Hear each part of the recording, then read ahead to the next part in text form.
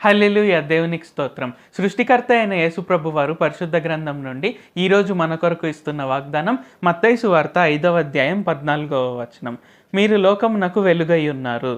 So, ఈరోజు వాగ్దానం గనుక చూసుకున్నట్లయితే ఏంటి, యేసుప్రభు వారు మనకు చెప్తున్నారు, మీరు లోకమునకు వెలుగై ఉన్నారు అని. అంటే ఇక్కడేంటి, మనల్ని ఎవరైనా ఆపాలనుకున్నా, మనల్ని ఎవరైనా ఏమైనా చేయాలనుకున్నా, మనల్ని ఎవరు కూడా ఏమీ చేయలేరు. సో, మనం వెలుగు సంబంధులం. అంటే మనం వెలుగు సంబంధుల వలె నడుచుకోవాలి. అంటే ఇక్కడేంటి, సో వాళ్ళు ఇలాగా, వీళ్ళు ఇలాగా, వాళ్ళలాగా అని మనం ఎటువంటి కంప్లైంట్స్ చేయడం కానీ, నేను వాళ్ళ వల్లే ఈరోజు ఈ పొజిషన్‌లో ఉన్నాను అని ఇక్కడేంటి, బేసికల్లీ ఇక్కడేంటంటే కంప్లైంట్స్ అనేవి ఏవీ లేకుండా మనం ఏమంటారు, వెలుగు సంబంధుల వలె నడుచుకోవాలంటే ప్రతి ఒక్క సిచ్యువేషన్‌లో, ప్రతి ఒక్క దానిపైన ఇక్కడేంటంటే మనం యేసుప్రభు వారి పైన ఆధారపడుతూ మనం అందరము కూడా ముందుకు సాగాలి. సో, ఎటువంటి కంప్లైంట్స్ లేకుండా యేసుప్రభు వారి పైన ఆధారపడుతూ మనం ముందుకు సాగాలి. ప్రార్థించుకుందాం.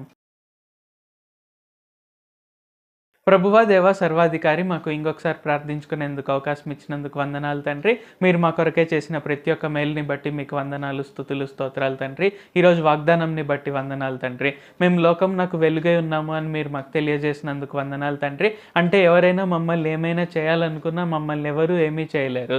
కాబట్టి మేము వెలుగు సంబంధుల వలె నడుచుకొనుటకు, అంటే ఏ పరిస్థితిలో కూడా వాళ్ళ వల్ల ఇలాగ ఉన్నాము, వీళ్ళ వల్ల అలాగ ఉన్నాము అని కంప్లైంట్స్ ఏవీ లేకుండా ప్రతి ఒక్క సిచ్యువేషన్‌లో, ప్రతి ఒక్క క్షణంలో మేము మీ పైన ఆధారపడుతూ మేము ముందుకు సాగుటకు సహాయం చేయండి.